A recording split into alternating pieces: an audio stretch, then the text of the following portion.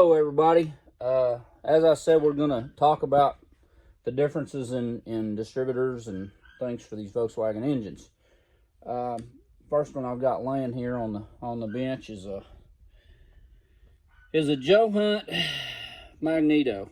You don't generally, it's got the same kind of end on it, same setup, very heavy. These things are generally used in high performance racing engines, something that you don't have to have a generator, an alternator, or actually a battery to run the engine in. They're very expensive. They produce a lot of voltage, and they tend to create a lot of spark. So if you're running alcohol or some other exotic fuel in one of these Volkswagen motors, it works pretty well for that purpose.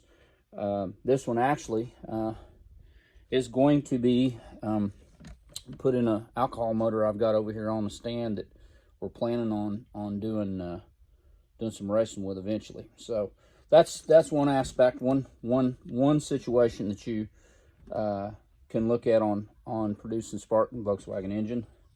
Next thing you have here is just a standard points type distributor, and it as well is same thing, designed for a Volkswagen engine. It's just a standard points. This is actually a mechanical advanced distributor. They do have a vacuum advance and a mechanical advanced distributor as well.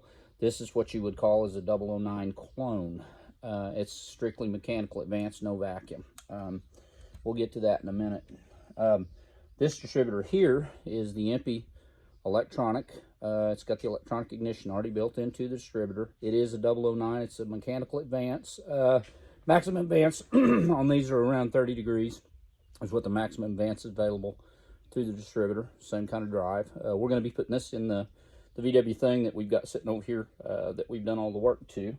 Also on these electronic ignition type distributors, you have to run at least a 3.0 or 3.2 ohm coil on these, or you will burn the ignition up on these.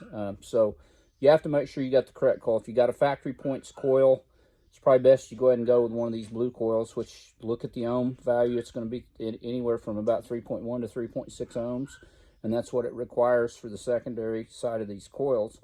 We'll go into some of that a little bit later. I am going to go over here and show you what we're doing on this thing, what the proper way to remove a distributor and install a distributor is on one of these engines. So bear with me here a minute. We're going to walk back here and look at this car. I got a really good friend here today with me in the shop, Richard Sanders. Richard, say hello, Richard. Hello. How are you guys doing? He's actually one of the guys I worked with for a lot of years. We did a lot of truck service maintenance work. One of the larger fleets in the state here.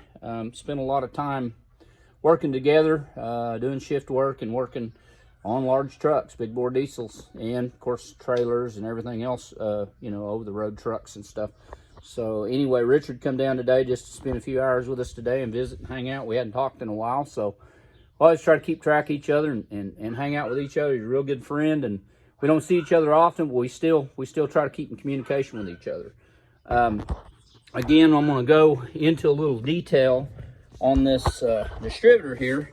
This distributor is, of course, it's a vacuum advance. It's a factory stock distributor. It's also points. It does not have electronic ignition. We're going to look at a couple of things. If you look down here, you really can't see it on the pulley, but the marks are lined up with the case. And what that means is we're pretty close to being top dead center.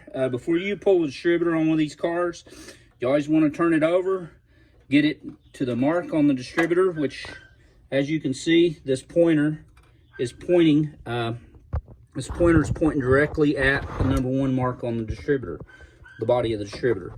You want to do that before you pull this distributor and put a new distributor in, because if you don't, then you're going to have problems. You're going to have to pull a plug. You're going to have to go through a lot more trouble getting that done. So that's one of the first things you want to do is turn this engine over and get your rotor pointing at #1 plug wire.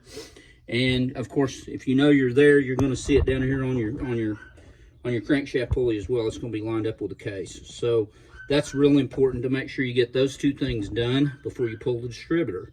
Again, once you pull the distributor, You'll have a couple wires to remove off the distributor. Both of them will be on the coil. You'll disconnect those. Pay attention to what side of your coil is, positive, negative. If you switch these around wrong, you'll burn the wires up, and you will also burn your electronic ignition up. So be sure you get that done correctly. We're going to change the coil out. We're going to put a new coil, the Bosch Blue coil, plus a electronic distributor in this car. So good luck to you guys, and we'll have a picture here of a little video shortly, hopefully, of it running. So talk to you guys soon. We'll see you.